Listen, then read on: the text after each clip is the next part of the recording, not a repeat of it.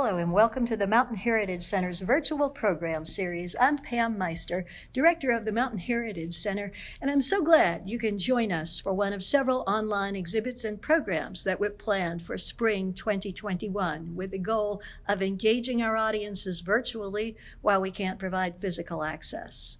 Today's program is a virtual tour of an art exhibit titled Ann Miller Woodford, the Artist as Storyteller.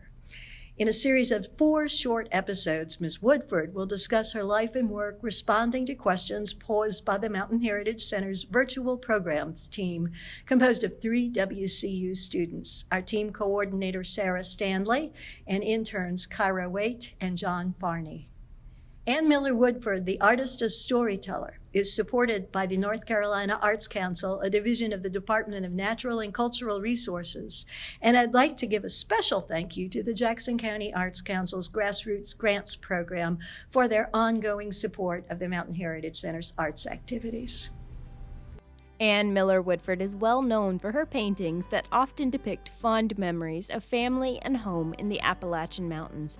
In this episode, we will showcase some of those paintings that help keep her memories of home alive. Like most in Appalachia, Ann's family did not have much in the way of material things, but they had plenty of love and determination to cherish each other.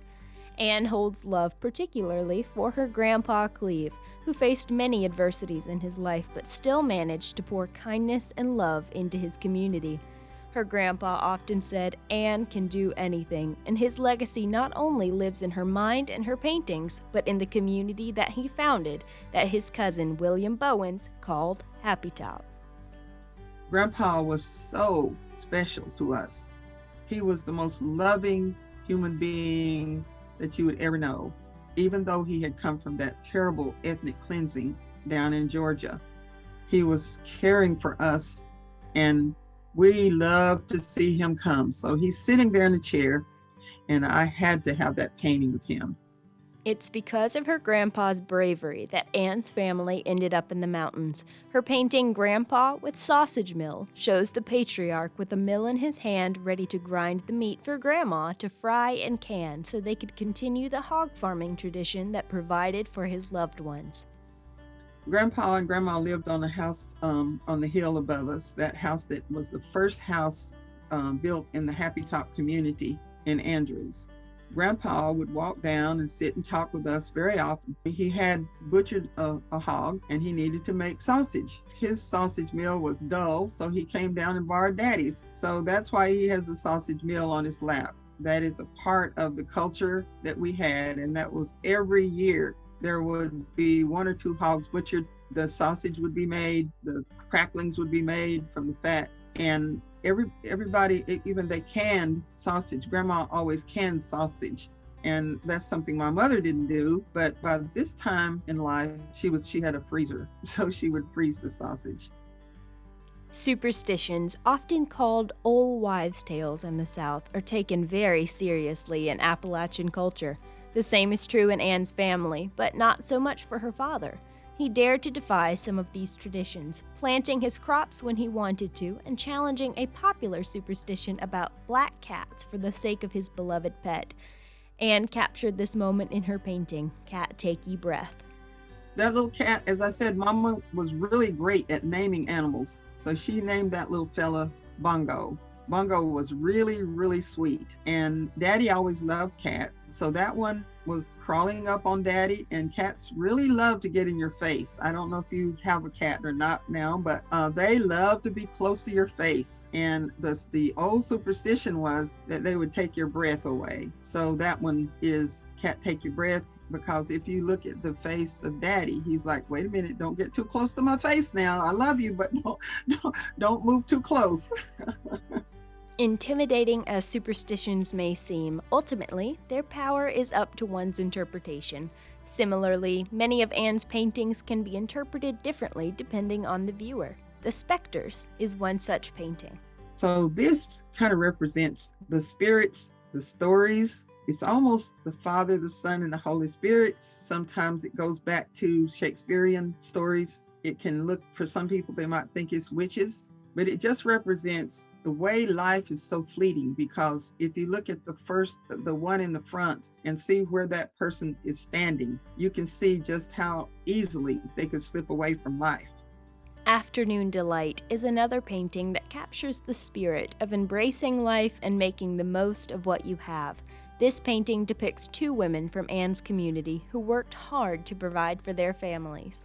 I went to visit them, took a bunch of photos of them, and put together this painting called Afternoon Delight. And on the side, there's brooms are there. People use brooms, and if it was a left-handed broom or right-handed broom or whatever, the broom belonged to a particular person. They use their own broom sometimes, but that represents the domestic work that these ladies did. But they could laugh, we could have such good fun, and we did. Going to church was a large part of Ann's life, and she has many wonderful memories of the people and experiences within her church. In her painting, The Prodigal, Ann remarks on coming back home to her church after being gone for a while with her career. I grew up in the church. When I was a child, we had church sometimes like all day.